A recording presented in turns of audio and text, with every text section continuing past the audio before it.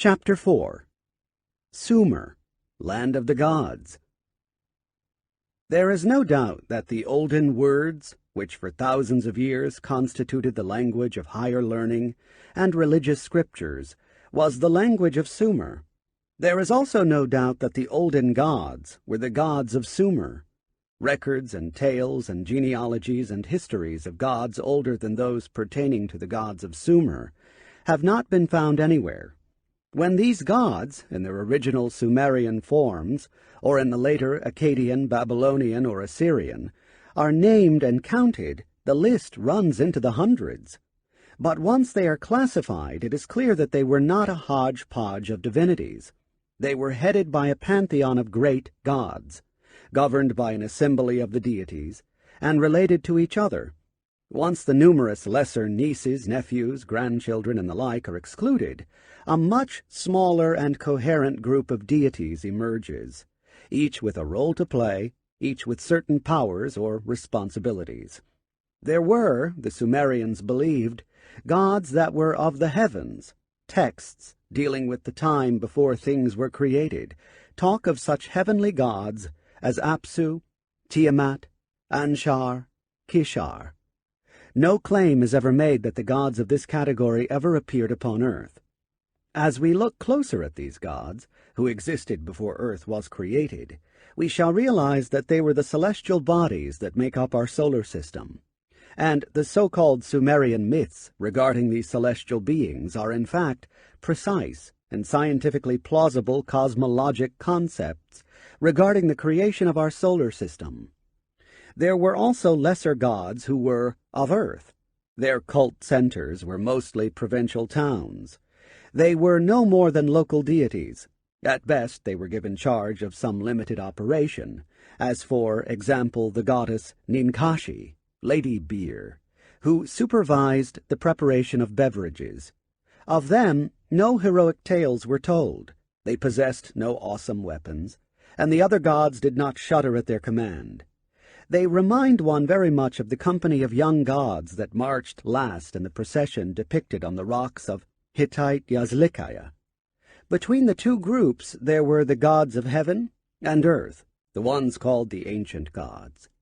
They were the olden gods of the epic tales, and in the Sumerian belief they had come down to earth from the heavens.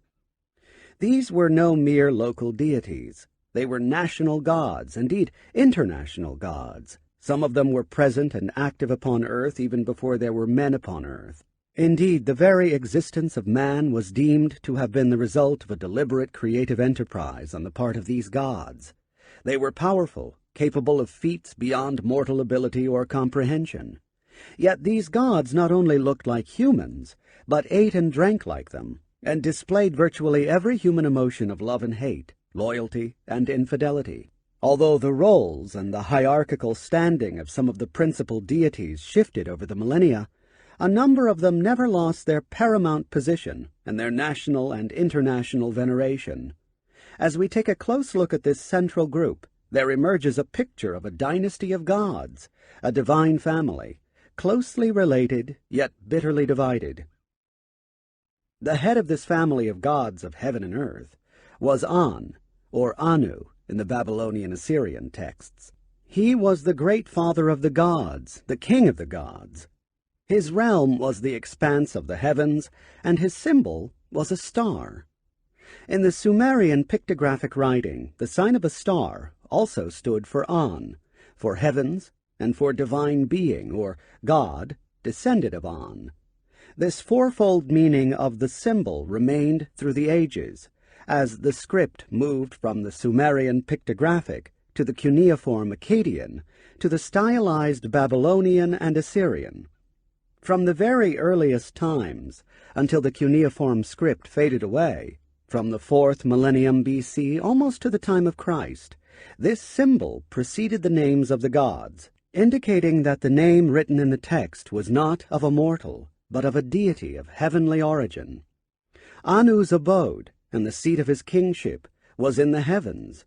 That was where the other gods of heaven and earth went when they needed individual advice or favor, or where they met in assembly to settle disputes among themselves or to reach major decisions.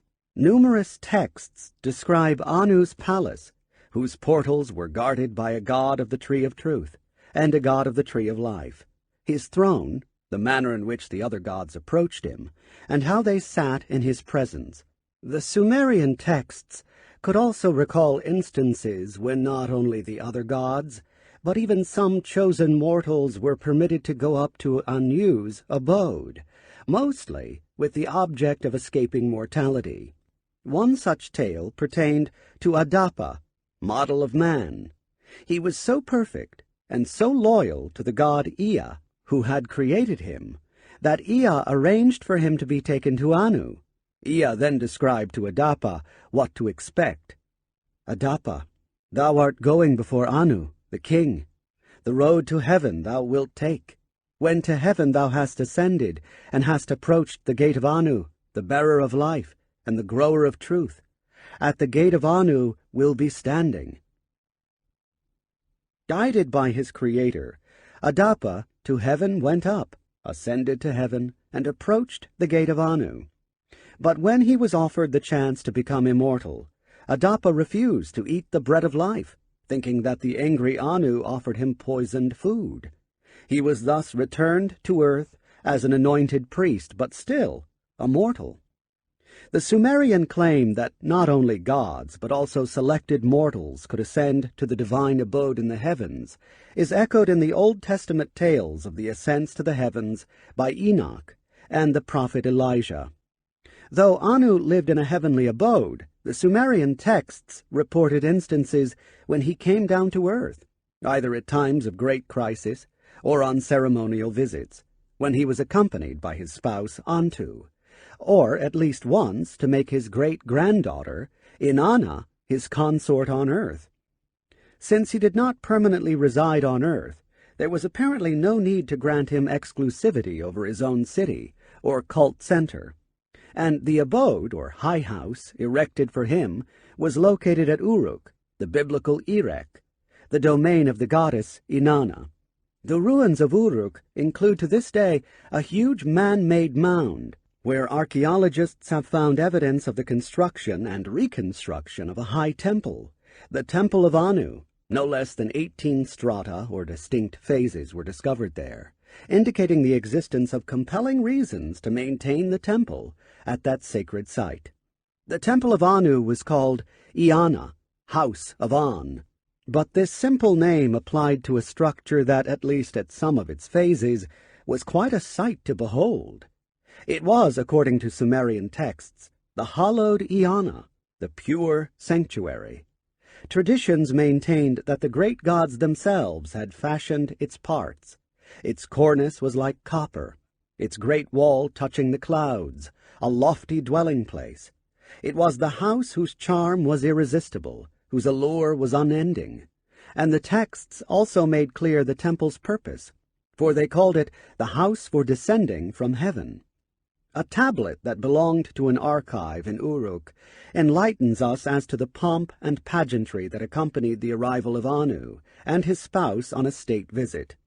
Because of damage to the tablet, we can read of the ceremonies only from some midpoint, when Anu and Antu were already seated in the temple's courtyard. The gods, exactly in the same order as before, then formed a procession ahead of and behind the bearer of the scepter. The protocol then instructed, "They shall then descend to the exalted court, and shall turn towards the god Anu. The priest of purification shall libate the scepter, and the scepter-bearer shall enter and be seated. The deities Papsukal, Nuksu, and Shala shall then be seated in the court of the god Anu."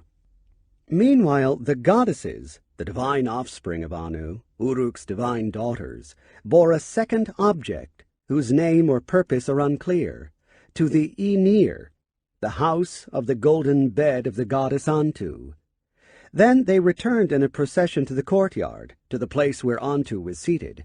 While the evening meal was being prepared according to a strict ritual, a special priest smeared a mixture of good oil and wine on the door sockets of the sanctuary to which Anu and Antu were later to retire for the night.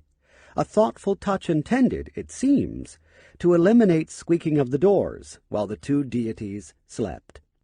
While an evening meal, various drinks and appetizers, was being served, an astronomer priest went up to the topmost stage of the tower of the main temple to observe the skies.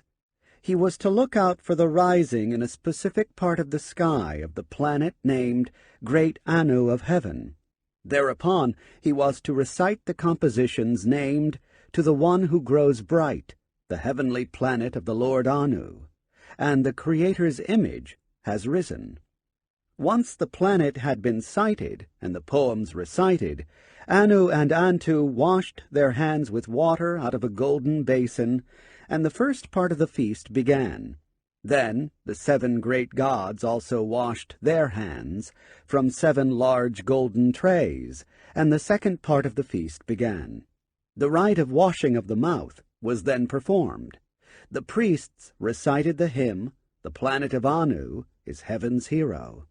Torches were lit, and the gods, priests, singers, and food-bearers arranged themselves in a procession, accompanying the 2 visitors to their sanctuary for the night. 4 major deities were assigned to remain in the courtyard and keep watch until daybreak. Others were stationed at various designated gates. Meanwhile, the whole country was to light up and celebrate the presence of the 2 divine visitors. On a signal from the main temple, the priests of all the other temples of Uruk were to use torches to start bonfires, and the priests in other cities, seeing the bonfires at Uruk, were to do likewise.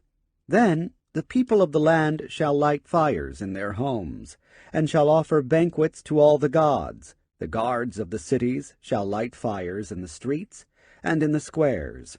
The departure of the 2 great gods was also planned, not only to the day, but to the minute. On the 17th day, 40 minutes after sunrise, the gate shall be opened before the gods Anu and Antu, bringing to an end their overnight stay. While the end of this tablet has broken off, another text in all probability describes the departure, the morning meal, the incantations, the handshakes, grasping of the hands, by the other gods. The great gods were then carried to their point of departure on throne-like litters, carried on the shoulders of temple functionaries. An Assyrian depiction of a procession of deities, though from a much later time, probably gives us a good idea of the manner in which Anu and Antu were carried during their procession in Uruk. Special incantations were recited when the procession was passing through the street of the gods. Other psalms and hymns were sung as the procession neared the holy quay, and when it reached the dike of the ship of Anu. Goodbyes were then said, and yet more incantations were recited and sung with hand-raising gestures. Then all the priests and temple functionaries who carried the gods, led by the great priest, offered a special prayer of departure. "Great Anu, may heaven and earth bless you," they intoned several times. They prayed for the blessing of the 7 celestial gods and invoked the gods that were in heaven and the gods that were upon earth. In conclusion, they bade farewell to Anu and Antu thus: "May the gods of the deep and the gods of the divine abode bless you. May they bless you daily, every day of every month of every year." Among the thousands upon thousands of depictions of the ancient gods that have been uncovered, none seems to depict Anu. Yet he peers at us from every statue and every portrait of every king that ever was, from antiquity to our very own days. For Anu was not only the great king, king of the gods, but also the one by whose grace others could be crowned as kings. By Sumerian tradition, rulership flowed from Anu, and the very term for kingship was Anutu, Anuship. The insignia of Anu were the tiara, the divine headdress, the scepter, symbol of power, and the staff, symbolizing the guidance provided by the shepherd. The shepherd's staff may now be found more in the hands of bishops than of kings, but the crown and scepter are still held by whatever kings mankind has left on some thrones. The second most powerful deity of the Sumerian pantheon was Enlil. His name meant Lord of the Airspace. the prototype and father of the later storm gods that were to head the pantheons of the ancient world. He was Anu's eldest son, born at his father's heavenly abode, but at some point in the earliest times he descended to earth, and was thus the principal god of heaven and earth. When the gods met in assembly at the heavenly abode, Enlil presided over the meetings alongside his father. When the gods met for assembly on earth, they met at Enlil's court in the divine precinct of Nippur, the city dedicated to Enlil, and the site of his main temple, the Ikur, house which is like a mountain. Not only the Sumerians, but the very gods of Sumer considered Enlil supreme. They called him ruler of all the lands, and made it clear that in heaven he is the prince, on earth he is the chief. His word, command, high above made the heavens tremble. Down below made the earth quake. Enlil, whose command is far-reaching, whose word is lofty and holy, whose pronouncement is unchangeable, who decrees destinies unto the distant future, the gods of earth bow down willingly before him. The heavenly gods who are on earth humble themselves before him. They stand by faithfully, according to instructions. Enlil, according to Sumerian beliefs, arrived on earth well before earth became settled and civilized. A hymn to Enlil, the all-beneficent, recounts the many aspects of society and civilization that would not have existed had it not been for Enlil's instructions to execute his orders far and wide. No cities would be built, no settlements founded, no stalls would be built, no sheepfolds erected, no king would be raised, no high priest born. The Sumerian texts also stated that Enlil arrived on earth before the black-headed people, the Sumerian nickname for mankind, were created. During such pre-mankind times, Enlil erected Nippur as his center, or command post, at which heaven and earth were connected through some bond. The Sumerian texts called this bond Duranki, bond heaven-earth, and used poetic language to describe Enlil's first actions on earth. Enlil, when you marked off divine settlements on earth, Nippur was set up as your very own city, the city of earth, the lofty, your pure place whose water is sweet. You founded the Duranki, in the center of the four corners of the world.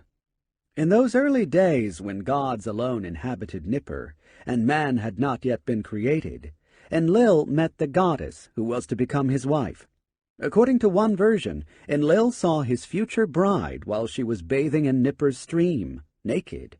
It was love at first sight, but not necessarily with marriage in mind. The shepherd Enlil, who decrees the fates, the bright-eyed one, saw her. The Lord speaks to her of intercourse. She is unwilling. Enlil speaks to her of intercourse. She is unwilling. My vagina is too small, she said. It knows no copulation. My lips are too little. They know not kissing. But Enlil did not take no for an answer. He disclosed to his chamberlain, Nushku, his burning desire for the young maid, who was called Sud, the nurse, and who lived with her mother at Eresh, scented house. Nushku suggested a boat ride, and brought up a boat. Enlil persuaded Sud to go sailing with him. Once they were in the boat, he raped her.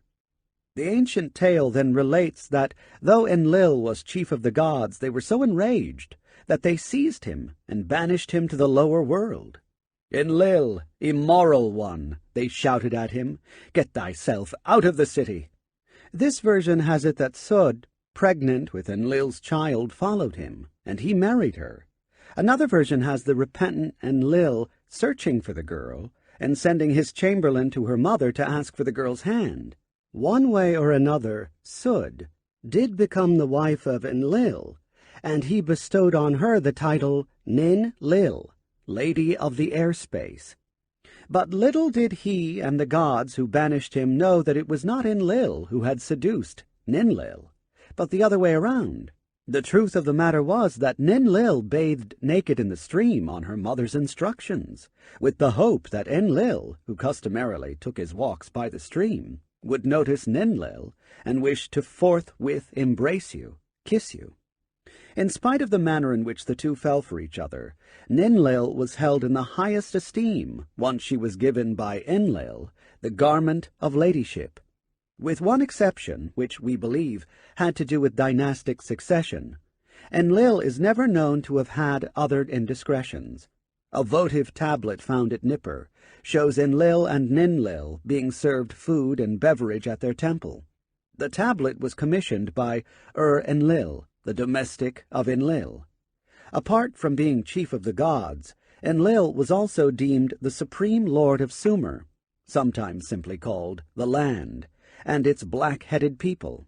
A Sumerian psalm spoke in veneration of this god.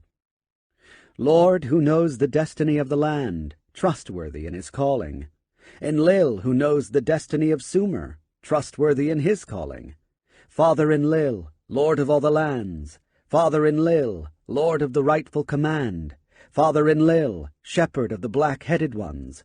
From the mountain of sunrise to the mountain of sunset, there is no other lord in the land. You alone are king.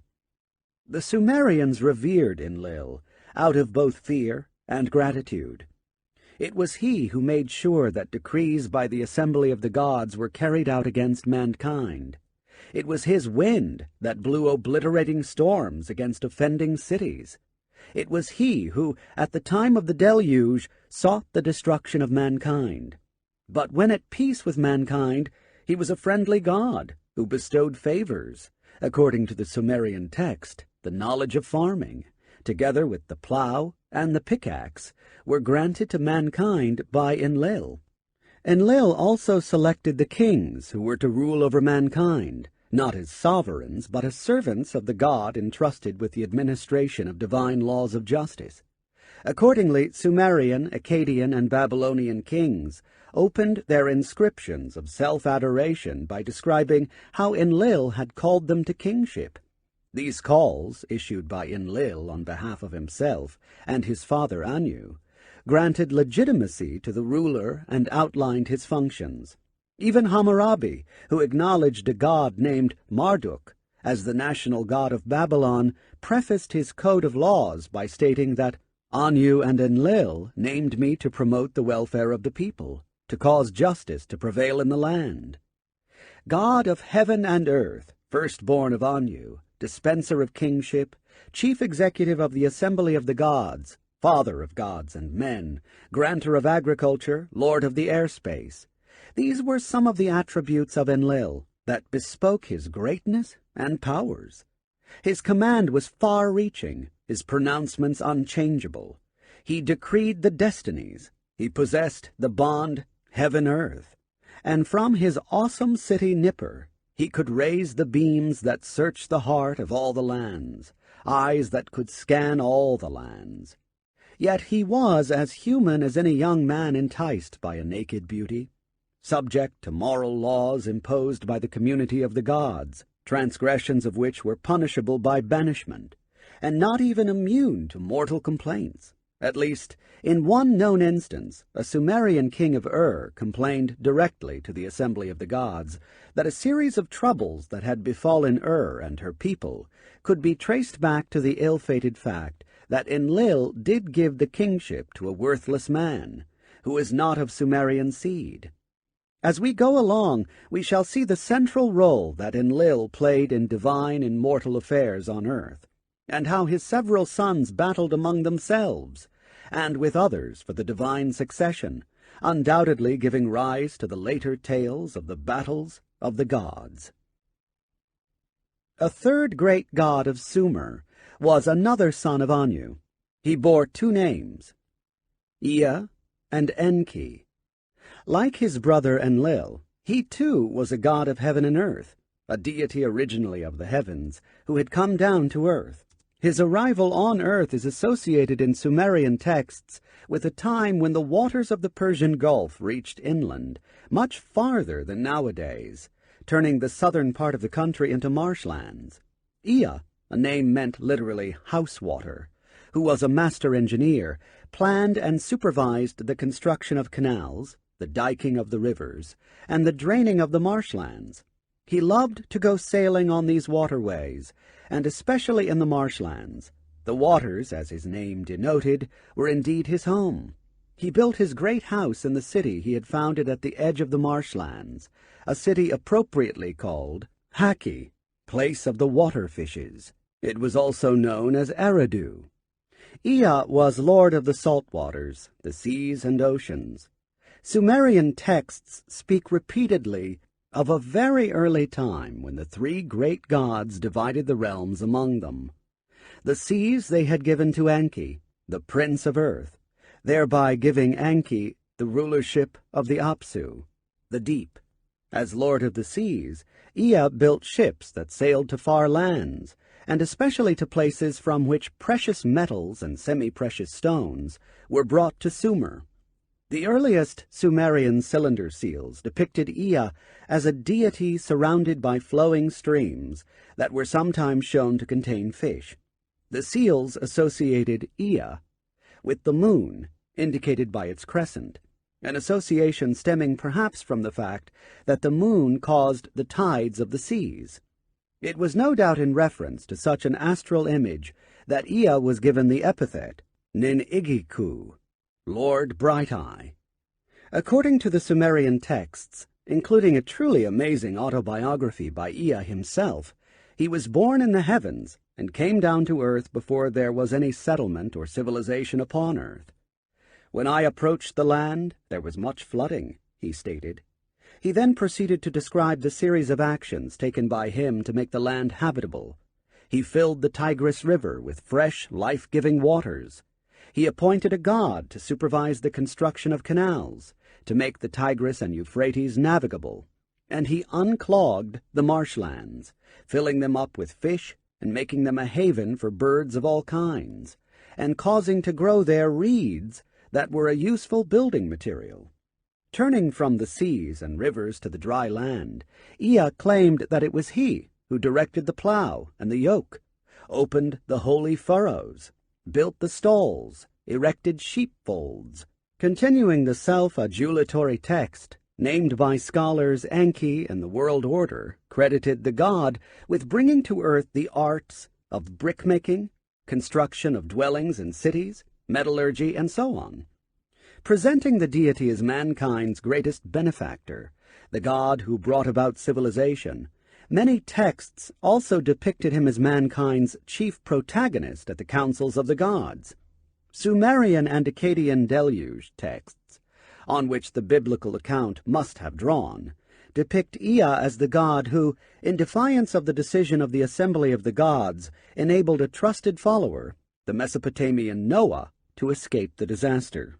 Indeed, the Sumerian and Akkadian texts, which, like the Old Testament, adhered to the belief that a god or the gods created man through a conscious and deliberate act, attribute to Ea a key role. As the chief scientist of the gods, he outlined the method and the process by which man was to be created. With such affinity to the creation or emergence of man, no wonder that it was Ea who guided Adapa, the model man created by Ea's wisdom, to the abode of Anu in the heavens, in defiance of the gods' determination to withhold eternal life from mankind. Was Ea on the side of man simply because he had a hand in his creation? Or did he have other, more subjective motives? As we scan the record, we find that invariably Ea's defiance, in mortal and divine matters alike, was aimed mostly at frustrating decisions or plans emanating from Enlil. The record is replete with indications of Ea's burning jealousy of his brother Enlil. Indeed, Ea's other, and perhaps first, name was Enki, Lord of Earth, and the texts dealing with the division of the world among the three gods hint that it may have been simply by a drawing of lots that Ea lost mastery of Earth to his brother Enlil. The gods had clasped hands together, had cast lots, and had divided. Anu then went up to heaven. To Enlil the earth was made subject, the seas enclosed as with a loop. They had given to Enki, the prince of earth. As bitter as Ea, Enki may have been about the results of this drawing, he appears to have nurtured a much deeper resentment. The reason is given by Enki himself in his autobiography. It was he, not Enlil, who was first born, Enki claimed. It was then he, and not Enlil, who was entitled to be the heir apparent to Anu. My father, the king of the universe, brought me forth in the universe. I am the fecund seed. Engendered by the great wild bull, I am the firstborn son of Anu. I am the great brother of the gods. I am he who has been born as the first son of the divine Anu. Since the codes of laws by which men lived in the ancient Near East were given by the gods, it stands to reason that the social and family laws applying to men were copies of those applying to the gods. Court and family records found at such sites as Mari and Nutsi have confirmed that the biblical customs and laws by which the Hebrew patriarchs lived were the laws by which kings and noblemen were bound throughout the ancient Near East. The succession problems the patriarchs faced are therefore instructive. Abraham, deprived of a child by the apparent barrenness of his wife, Sarah, had a firstborn son by her maidservant, yet this son, Ishmael, was excluded from the patriarchal succession as soon as Sarah herself bore Abraham a son, Isaac. Isaac's wife, Rebekah, was pregnant with twins. The one who was technically firstborn was Esau, a reddish, hairy, and rugged fellow. Holding on to Esau's heel was the more refined Jacob, whom Rebekah cherished. When the aging and half-blind Isaac was about to proclaim his testament, Rebekah used a ruse to have the blessing of succession bestowed on Jacob rather than on Esau. Finally, Jacob's succession problems resulted from the fact that though he served Laban for 20 years to get the hand of Rachel in marriage, Laban forced him to marry her older sister, Leah, instead. It was Leah who bore Jacob his first son, Reuben, and he had many more sons and a daughter by her and by 2 concubines. Yet when Rachel finally bore him her firstborn son, Joseph, Jacob preferred him over his brothers. Against the background of such customs and succession laws, one can understand the conflicting claims between Enlil and Ea Enki. Enlil, by all records the son of Anu, and his official consort Antu, was the legal firstborn. But the anguished cry of Enki, "I am the fecund seed, I am the firstborn of Anu," must have been a statement of fact. Was he then born to Anu, but by another goddess who was only a concubine? The tale of Isaac and Ishmael, or the story of the twins Esau and Jacob, may have had a prior parallel in the heavenly abode. Though Enki appears to have accepted Enlil's succession prerogatives, some scholars see enough evidence to show a continuing power struggle between the two gods. Samuel N. Kramer has titled one of the ancient texts, "Enki and His Inferiority Complex." As we shall see later on, several biblical tales of Eve and the serpent in the Garden of Eden, or the tale of the deluge, involve in their original Sumerian versions instances of defiance by Enki of his brother's edicts. At some point, it seems, Enki decided that there was no sense to his struggle for the divine throne, and he put his efforts into making a son of his, rather than a son of Enlil, the third-generation successor. This he sought to achieve, at least at first, with the aid of his sister, Ninhursag, Lady of the Mountainhead. She, too, was a daughter of Anu, but evidently not by Antu, and therein lay another rule of succession. Scholars have wondered in years past why both Abraham and Isaac advertised the fact that their respective wives were also their sisters, a puzzling claim in view of the biblical prohibition against sexual relations with a sister. But as the legal documents were unearthed at Mari and Nutsi, it became clear that a man could marry a half-sister. Moreover, when all the children of all the wives were considered, the son born of such a wife, being 50% more of the pure seed than a son by an unrelated wife, was the legal heir whether or not he was the firstborn son. This incidentally led in Mari and Nutsi to the practice of adopting the preferred wife as a sister in order to make her son the unchallenged legal heir. It was of such a half-sister, Ninhursag, that Enki sought to have a son.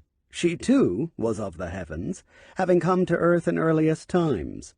Several texts state that when the gods were dividing earth's domains among themselves, she was given the land of Dilmun, a pure place, a pure land, a place most bright. A text named by the scholars Enki and Ninhursag, a paradise myth, deals with Enki's trip to Dilmun for conjugal purposes. Ninhursag, the text repeatedly stresses, was alone, unattached, a spinster. Though in later times she was depicted as an old matron, she must have been very attractive when she was younger, for the text informs us unabashedly that when Enki neared her, the sight of her caused his penis to water the dikes. Instructing that they be left alone, Enki poured the semen in the womb of Ninhursag. She took the semen into the womb, the semen of Enki, and then after the 9 months of womanhood, she gave birth at the bank of the waters. But the child was a daughter. Having failed to obtain a male heir, Enki then proceeded to make love to his own daughter. He embraced her, he kissed her. Enki poured the semen into the womb. But she too bore him a daughter. Enki then went after his granddaughter, and made her pregnant too. But once again the offspring was a female. Determined to stop these efforts, Ninhursag put a curse on him, whereby Enki, having eaten some plants, became mortally sick. The other gods, however, forced Ninhursag to remove the curse. While these events had great bearing on divine affairs, other tales pertaining to Enki and Ninhursag have a great bearing on human affairs. For according to the Sumerian texts, man was created by Ninhursag, following processes and formulas devised by Enki. She was the chief nurse, the one in charge of medical facilities. It was in that role that the goddess was called Ninti, Lady Life. Some scholars read in Adapa, the model man of Enki, the biblical Adama, or Adam. The double meaning of the Sumerian T also raises biblical parallels, for T could mean both life and rib, so that Ninti's name meant both Lady of Life and Lady of the Rib. The biblical Eve, whose name meant life, was created out of Adam's rib, so Eve too was in a way a lady of life, and a lady of the rib. As giver of life to gods and man alike, Ninhursag was spoken of as the mother goddess. She was nicknamed Mamu, the forerunner of our mom or mama, and her symbol was the cutter, the tool used in antiquity by midwives to cut the umbilical cord after birth. Enlil, Enki's brother and rival, did have the good fortune to achieve such a rightful heir by his sister, Ninhursag. The youngest of the gods upon earth who were born in the heavens, his name was Ninurta, Lord who completes the foundation. He was the heroic son of Enlil, who went forth with net and rays of light to battle for his father, the avenging sun who launched bolts of light. His spouse, Bau, was also a nurse or a doctor. Her epithet was Lady who the dead brings back to life. The ancient portraits of Ninurta showed him holding a unique weapon, no doubt the very one that could shoot bolts of light. The ancient texts hailed him as a mighty hunter, a fighting god renowned for his martial abilities. But his greatest heroic fight was not in behalf of his father, but for his own sake. It was a wide-ranging battle with an evil god named Zu, wise, and it involved no less a prize than the leadership of the gods on earth. For Zu had illegally captured the insignia and objects Enlil had held as chief of the gods. The texts describing these events are broken at the beginning, and the story becomes legible only from the point when Zu arrives at the Iker, the temple of Enlil.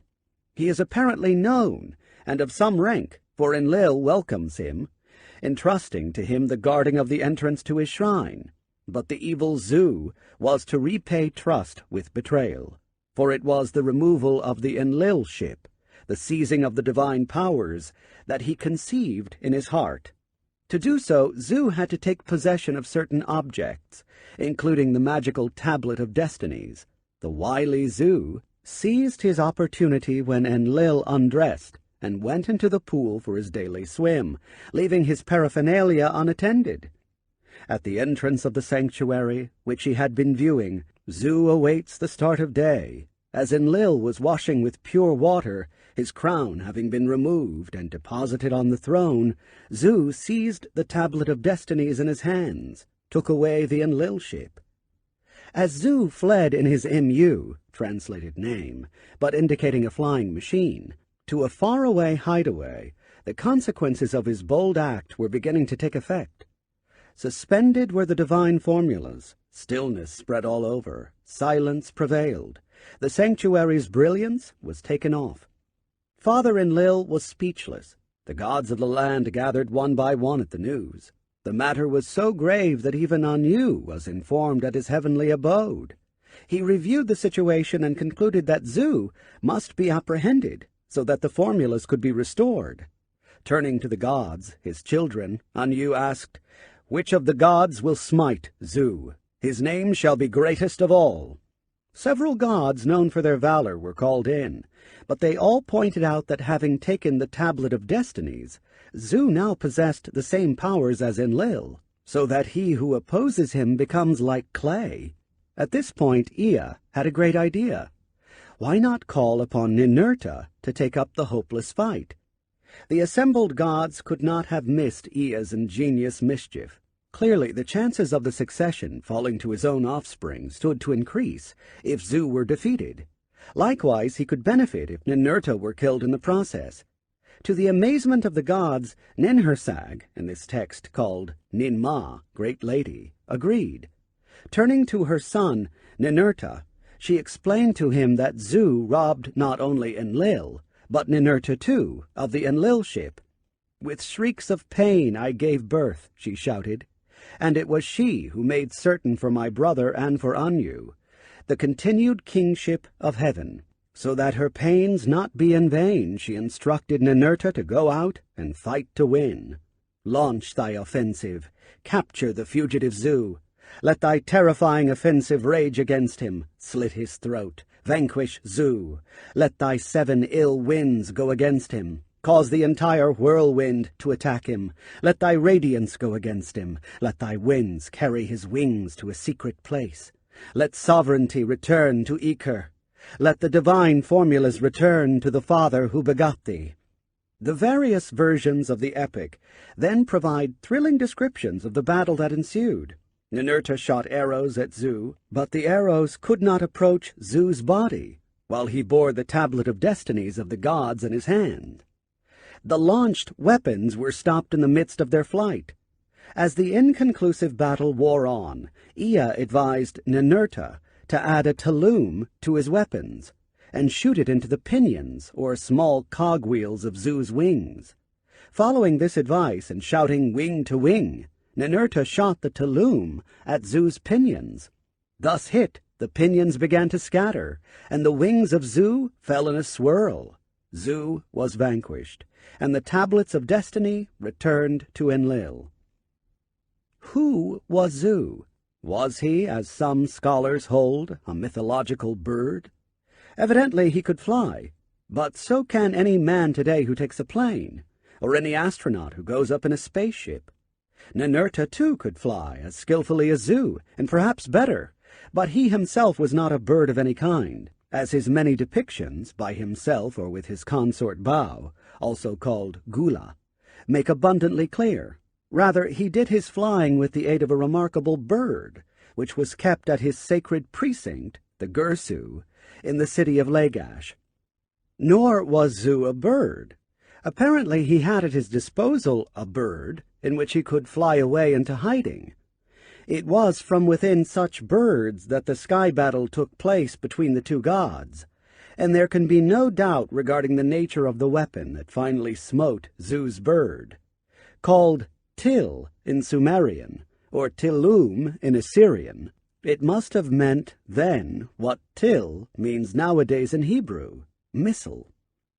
Zu, then, was a god, one of the gods who had reason to scheme at usurpation of the Enlilship, a god whom Ninurta, as the legitimate successor, had every reason to fight. Was he perhaps Marduk, son of the pure mound, Enki's firstborn by his wife, Damkina, impatient to seize by a ruse what was not legally his? There is reason to believe that, having failed to achieve a son by his sister, and thus produce a legal contender for the Enlilship, Enki relied on his son Marduk.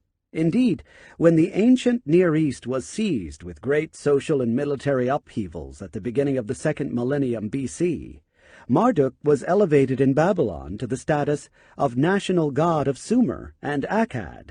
Marduk was proclaimed king of the gods, replacing Enlil, and the other gods were required to pledge allegiance to him, and to come to reside in Babylon, where their activities could easily be supervised. This usurpation of the Enlilship, long after the incident with Zu, was accompanied by an extensive Babylonian effort to forge the ancient texts. The most important texts were rewritten and altered so as to make Marduk appear as the Lord of Heavens, the Creator, the benefactor, the hero, instead of Anu or Enlil or even Ninurta.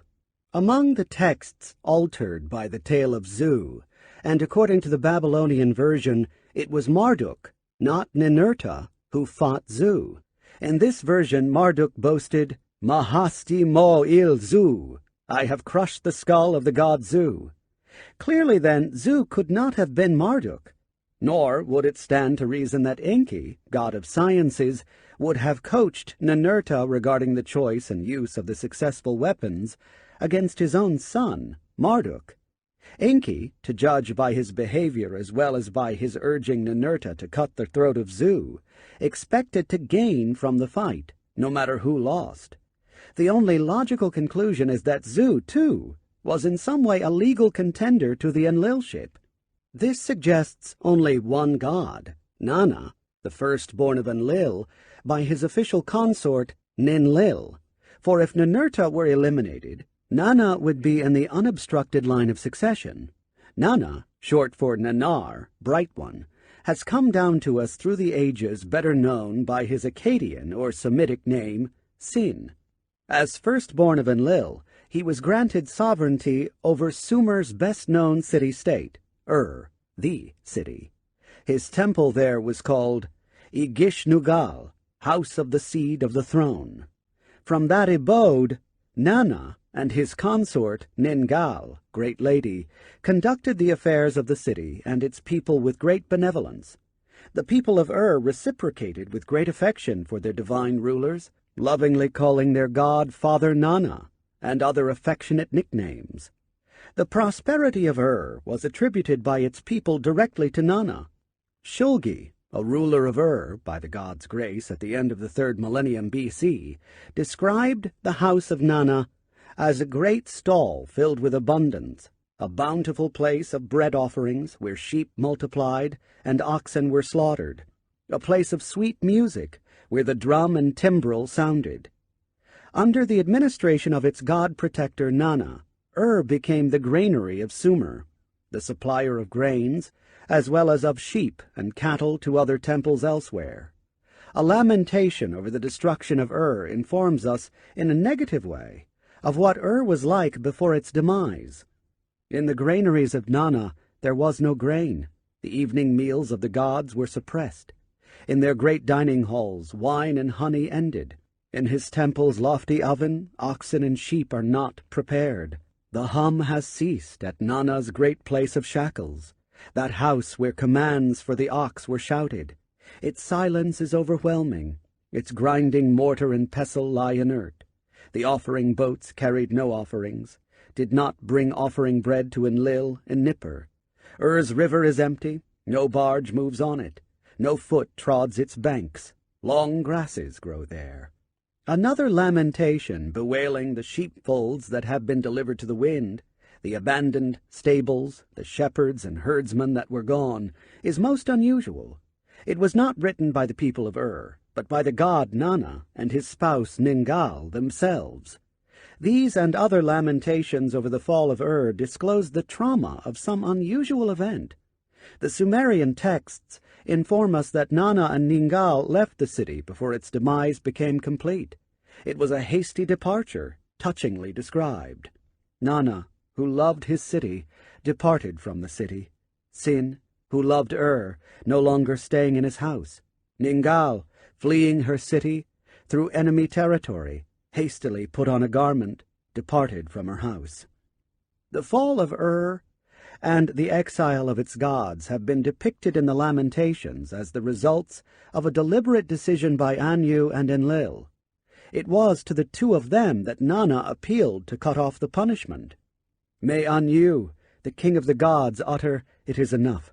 May Enlil, the king of the lands, decree a favorable fate. Appealing directly to Enlil, Sin brought his suffering heart to his father, curtsied before Enlil, the father who begot him, and begged him, "O my father who begot me, until when will you look inimically upon my atonement? Until when? On the oppressed heart that you have made flicker like a flame, please cast a friendly eye." Nowhere do the Lamentations disclose the cause of Anu's and Enlil's wrath, but if Nana were Zu, the punishment would have justified his crime of usurpation. Was he Zu? He certainly could have been Zu, because Zu was in possession of some kind of flying machine, the bird in which he escaped and from which he fought Ninurta. Sumerian psalms spoke in adoration of his boat of heaven. Father Nanar, Lord of Ur, whose glory in the sacred boat of heaven is, Lord, firstborn son of Enlil, when in the boat of heaven thou ascendeth, thou art glorious. Enlil hath adorned thy hand with a sceptre everlasting, when over Ur in the sacred boat thou mountest. There is additional evidence. Nana's other name, Sin, derived from Suen, which was another way of pronouncing Zuen. The same complex meaning of a two-syllable word could be obtained by placing the syllables in any order. Zuen or Enzu were mirror words of each other. Nana, Sin, as Zuen, was none other than Enzu, Lord Zu. It was he, we must conclude, who tried to seize the Enlil ship. We can now understand why, in spite of Ea's suggestion, the Lord Zu, Sin, was punished, not by execution, but by exile. Both Sumerian texts as well as archaeological evidence indicate that Sin and his spouse fled to Haran, the Hurrian city protected by several rivers and mountainous terrain.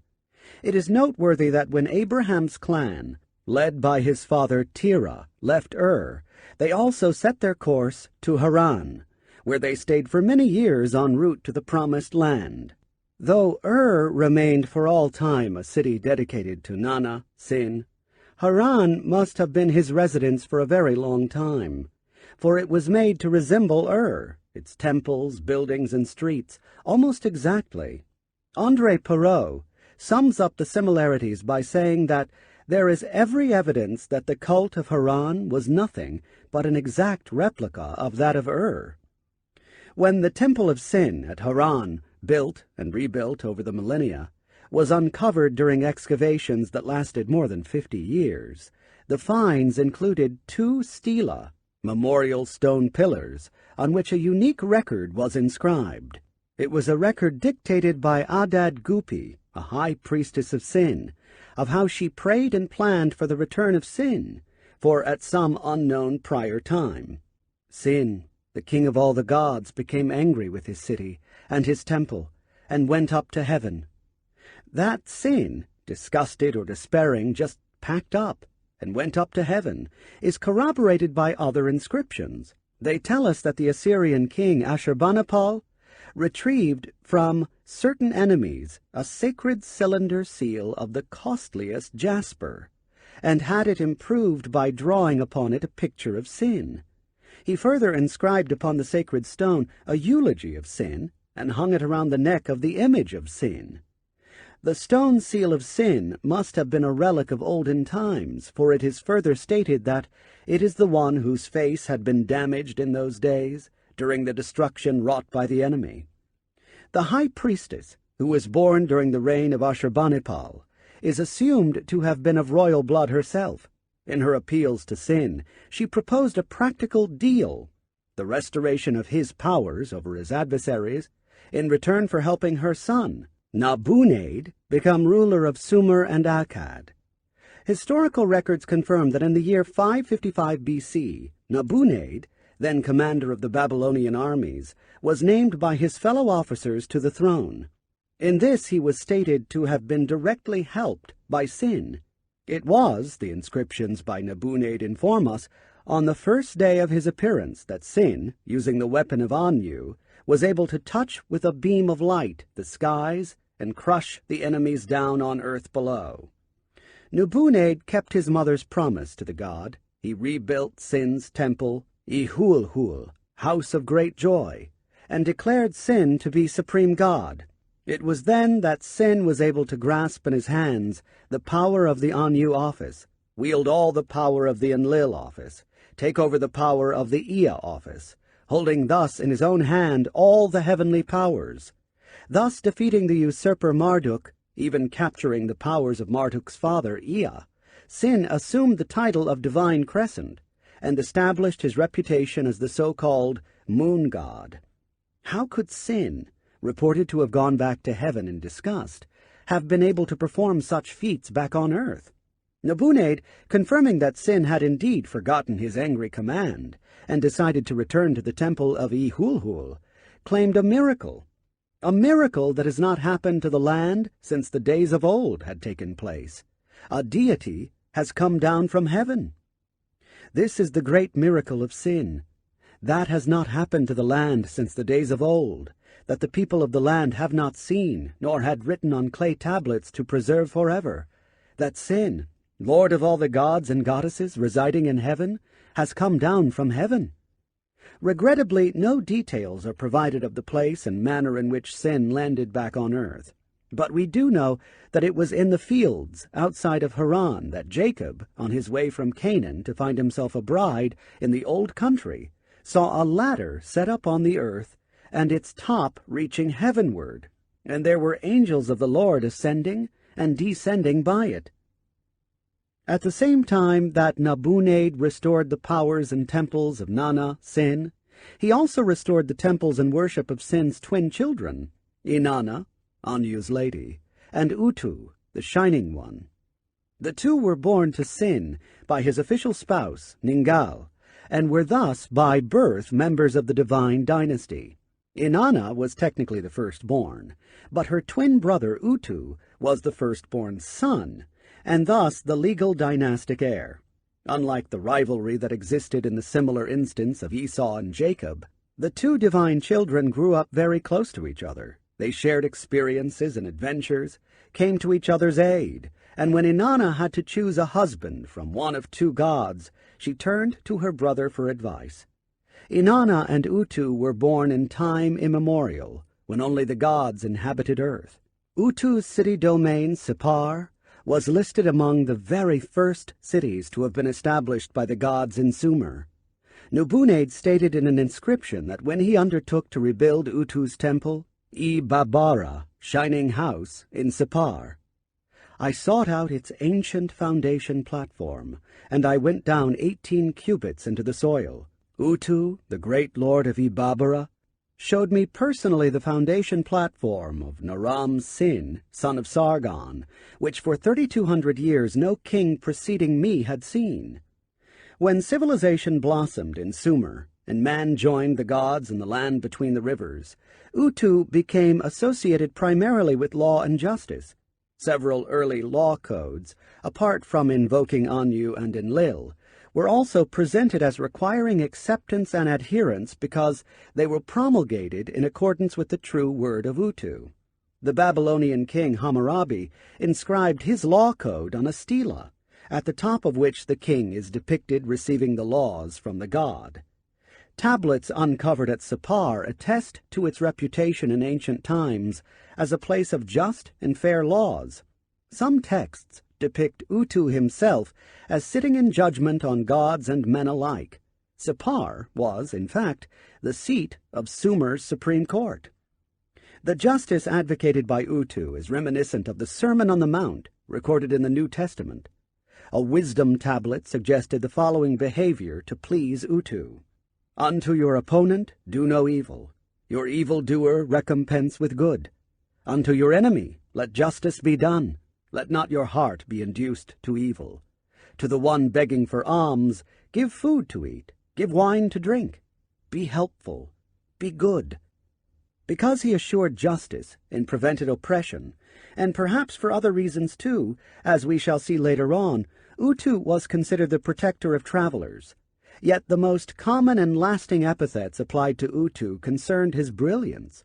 From earliest times he was called Babar, Shining One. He was Utu who shed a wide light, the one who lights up heaven and earth. Hammurabi, in his inscription, called the god by his Akkadian name, Shamash, which in Semitic languages means sun. It has therefore been assumed by the scholars that Utu Shamash was the Mesopotamian sun god. While this god was assigned the sun as his celestial counterpart, there was another aspect to the statements that he shed a bright light when he performed the special tasks assigned to him by his grandfather Enlil. Just as the law codes and the court records are human testimonials to the actual presence among the ancient peoples of Mesopotamia of a deity named Utu, Shamash, so there exist endless inscriptions, texts, incantations, oracles, prayers, and depictions attesting to the physical presence and existence of the goddess Inanna, whose Akkadian name was Ishtar. A Mesopotamian king in the 13th century BC stated that he had rebuilt her temple in her brother's city of Sippar on foundations that were 800 years old in his time. But in her central city, Uruk, tales of her went back to olden times. Known to the Romans as Venus, to the Greeks as Aphrodite, to the Canaanites and the Hebrews as Astarte, to the Assyrians and Babylonians and Hittites and the other ancient peoples as Ishtar or Ishtar, to the Akkadians and the Sumerians as Inanna or Enin or Nini, or by others of her many nicknames and epithets. She was at all times the goddess of warfare and the goddess of love, a fierce, beautiful female who, though only a great-granddaughter of Anu, carved for herself, by herself, a major place among the great gods of heaven and earth. As a young goddess, she was apparently assigned a domain in a far land east of Sumer, the land of Arata. It was there that the lofty one, Inanna, queen of all the land, had her house. But Inanna had greater ambitions. In the city of Uruk there stood the great temple of Anu, occupied only during his occasional state visits to Earth, and Inanna set her eyes on this seat of power. Sumerian king lists state that the first non-divine ruler of Uruk was Meshkiagasher, a son of the god Utu by a human mother. He was followed by his son, Enmerkar, a great Sumerian king. Inanna then was the great-aunt of Enmerkar, and she found little difficulty in persuading him that she should really be the goddess of Uruk, rather than of the remote Arata. A long and fascinating text, named Enmerkar and the Lord of Arata, describes how Enmerkar sent emissaries to Arata, using every possible argument in a war of nerves, to force Arata to submit, because the Lord Enmerkar, who is the servant of Inanna, made her queen of the house of Anu. The epic's unclear end hints at a happy ending. While Inanna moved to Uruk, she did not abandon her house in Arata. That she might have become a commuting goddess is not so improbable, for Inanna Ishtar was known from other texts as an adventurous traveler. Her occupation of Anu's temple in Uruk could not have taken place without his knowledge and consent, and the texts give us strong clues as to how such consent was obtained.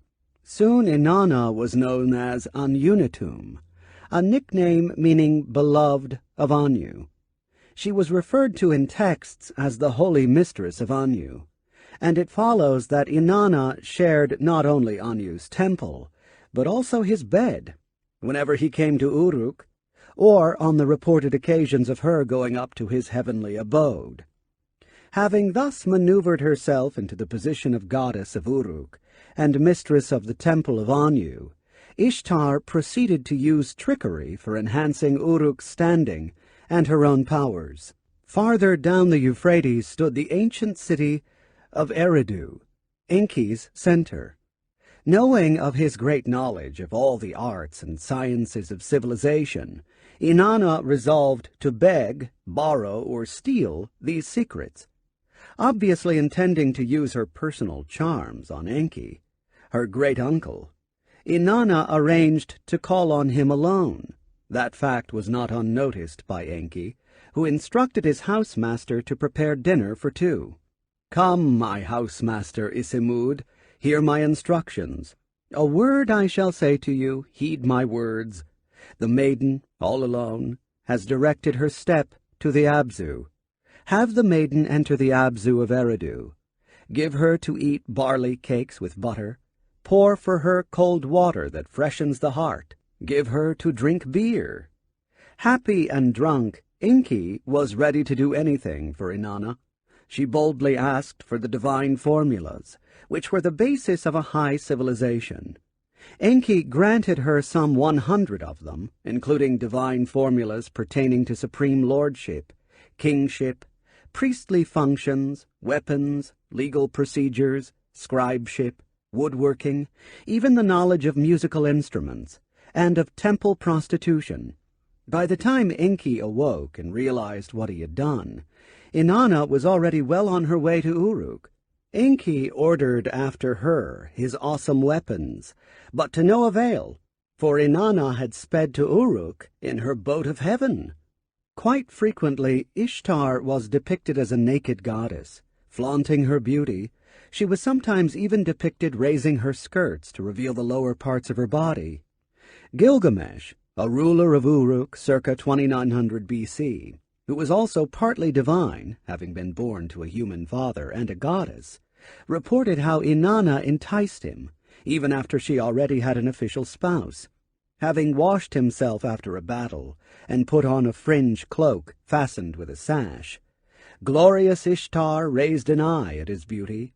"Come, Gilgamesh, be thou my lover. Come, grant me your fruit. Thou shalt be my male mate. I will be thy female." But Gilgamesh knew the score. "Which of thy lovers didst thou love forever?" he asked. "Which of thy shepherds pleased thee for all time?" Reciting a long list of her love affairs, he refused. As time went on, as she assumed higher ranks in the pantheon, and with it the responsibility for affairs of state, Inanna Ishtar began to display more martial qualities, and was often depicted as a goddess of war, armed to the teeth. The inscriptions left by Assyrian kings describe how they went to war for her, and upon her command, how she directly advised when to wait and when to attack, how she sometimes marched at the head of the armies, and how, on at least one occasion, she granted a theophany and appeared before all the troops. In return for their loyalty, she promised the Assyrian kings long life and success. "From a golden chamber in the skies, I will watch over thee," she assured them. Was she turned into a bitter warrior because she, too, came upon hard times with the rise of Marduk to supremacy? In one of his inscriptions, Nabunaid said, "Inanna of Uruk, the exalted princess who dwelt in a gold cella, who rode upon a chariot to which were harnessed 7 lions. The inhabitants of Uruk changed her cult during the rule of King Urba Marduk, removed her cella, and unharnessed her team." Inanna, reported Nabunaid, had therefore left the Eanna angrily, and stayed hence in an unseemly place, which he does not name. Seeking perhaps to combine love with power, the much-courted Inanna chose as her husband Dumuzi, a younger son of Enki. Many ancient texts deal with the loves and quarrels of the two. Some are love songs of great beauty and vivid sexuality. Others tell how Ishtar, back from one of her journeys, found Dumuzi celebrating her absence. She arranged for his capture and disappearance into the lower world, a domain ruled by her sister, Ereshkigal, and her consort, Nergal. Some of the most celebrated Sumerian and Akkadian texts deal with the journey of Ishtar to the lower world in search of her banished beloved. Of the 6 known sons of Enki, 3 have been featured in Sumerian tales. The firstborn, Marduk, who eventually usurped the supremacy, Nergal, who became ruler of the lower world, and Dumuzi, who married Inanna, Ishtar. Enlil, too, had 3 sons who played key roles in both divine and human affairs. Ninurta, who, having been born to Enlil by his sister, Ninhursag, was the legal successor. Nanna, Sin, firstborn by Enlil's official spouse, Ninlil, was a younger son by Ninlil named Ishkur, mountainous, far mountain land, who was more frequently called Adad, beloved. As brother of Sin and uncle of Utu and Inanna, Adad appears to have felt more at home with them than at his own house. The Sumerian texts constantly grouped the 4 together. The ceremonies connected with the visit of Anu to Uruk also spoke of the 4 as a group. One text, describing the entrance to the court of Anu, states that the throne room was reached through the gate of Sin, Shamash, Adad, and Ishtar. Another text, first published by V.K. Shilaiko, Russian Academy of the History of Material Cultures, poetically described the 4 as retiring for the night together. The greatest affinity seems to have existed between Adad and Ishtar, and the 2 who were even depicted next to each other. Was there more to this affinity than a platonic relationship, especially in view of Ishtar's record?